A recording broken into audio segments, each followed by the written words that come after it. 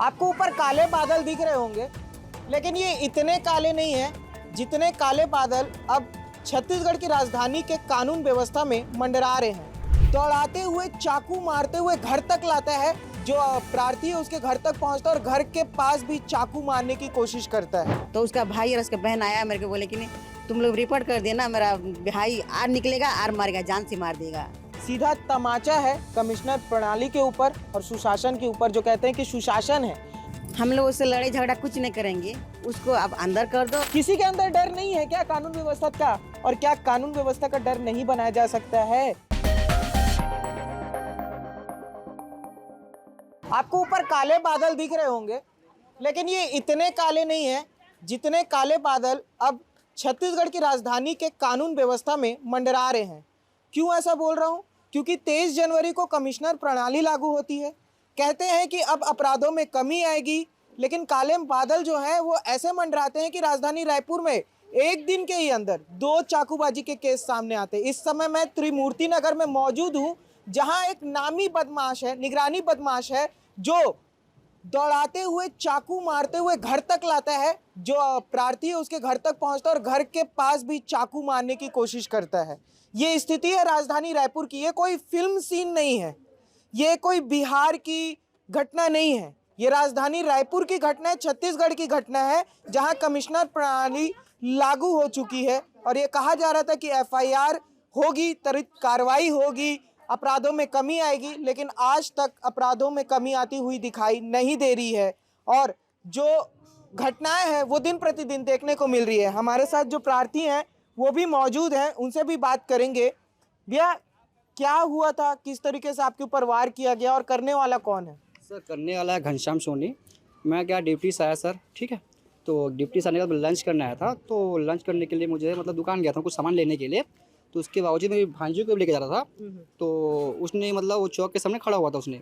तो सिगरेट बीड़ी फूंक के आया और मेरे सामने क्या हुआ, ऐसा क्या रे, ऐसा ऐसा बोला। तो मैं बोला भाई जो भी हुआ पहले का चल छोड़, है ना, ऐसा बोला उसने, ठीक है। तो उसने क्या किया, कुछ समझा नहीं, तुरंत चाकू निकालना शुरू कर दिया और मेरे पे हमला कर दिया। भांजी थी मेरे सामने, ये देखिए पूरा।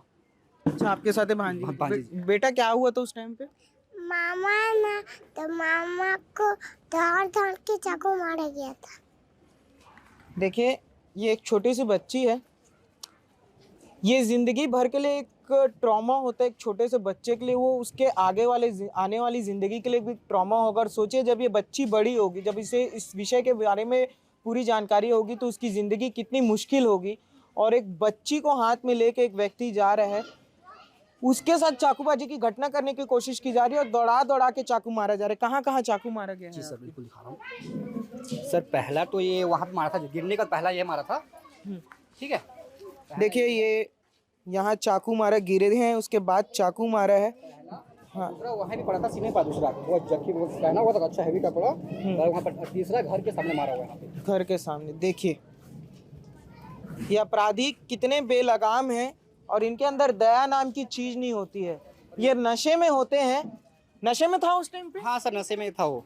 नशे में होते हैं और इंसान को इंसान नहीं समझते, किसी का दर्द नहीं समझते, और इस तरीके से चाकूबाजी की घटनाएं करते हैं। ये आपके हाथ में एफआईआर रिपोर्ट है? जी बिल्कुल बिल्कुल। ये उस व्यक्ति के नाम एफआईआर हुई है? कब हुई है एफआईआर? कल हुई सर। कल एफआईआर हुई। और इसके लेके पुलिस क्या कर रही है अभी? सर पुलिस को मैं आए तो कल तो नहीं आए थे, आज सुबह ही आए थे। वही 10 या 10:30 को सुबह आए थे पुलिस, उसके बाद नहीं आए हैं। नहीं इस पे आप बातचीत किए?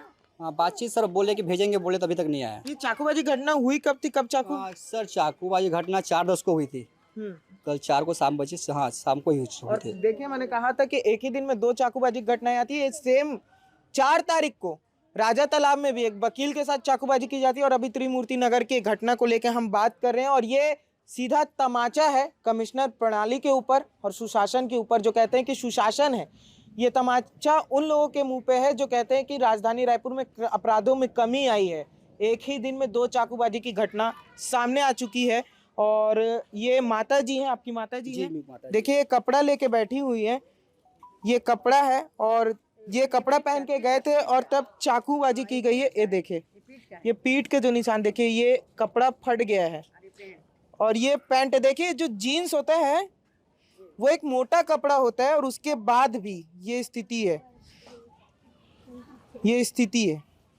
चाकू से वार किया गया है। पास में हुआ था, पर्स अच्छा ये पर्स, था, बच गया, हल्का सा नहीं घुसा। अच्छा देखिए पीछे पर्स रखे थे ये पर्स पर इसलिए गड्ढा हो गया, बच देखो। देखिए गड्ढा, ये ये पर्स ब्लड था है। इसीलिए छोटा सा हाँ छेदा जी है। बिल्कुल। देखिए इतना जोर से पर्स था, जीन्स था, तो भी अंदर तक चाकू वार हो रहा है। मतलब कितनी नफरत से मारा गया। ये पहले की कुछ रंजिश थी क्या था पूरा? सर पहले की रंजिश थी, इसलिए देखो पहले मैं केस कर चुका था, तो उसके जो बड़े भाई थे तो उनको मैं किस क्या विवाद हुआ था? सर एक्चुअली क्या हुआ था, मैं मतलब जो मेरी गर्लफ्रेंड थी मैं सामने थे, तो वो मैं हमारे बीच से गया। हाँ। ठीक है, मैं बोला भाई देख के चल, है ना, रास्ता दिख रहा नहीं कैसा बोला, तो उसने कुछ समझा नहीं, तुरंत हाथापाई शुरू करने लगा, ठीक है, मेरे ऊपर। फिर उसके बावजूद फिर इस बार घटना और हुआ, तो मैं तुरंत केस कर दिया। ठीक है, तो उसको भाई ने बोला कि चल छोड़ इसको, जो भी होगा मैं तेरे गारंटर ले रहा हूँ, कुछ नहीं होगा भाई, ऐसा बोला। फिर उसके बावजूद फिर उसके कुछ दिन बाद फिर मेरे को चाकू मारा है। लगातार ये खुन्नस बरकरार थी और की जा रही है। जी बिल्कुल। आपकी जो जिनके विषय में आप बोल रहे थे वो यहाँ पे मौजूद है? नहीं सर, चलेगा। ठीक है, ये माता जी हैं। जी माता जी आप उस समय में थी, घर तक लाया गया, ये एक बार घर दिखा दे दीजिए। ये घर है, त्रिमूर्ति नगर का घर है, वहाँ चौखट के पास चाकू मारा गया था। जी बिल्कुल। चौखट के पास चाकू से प्रहार किया गया था।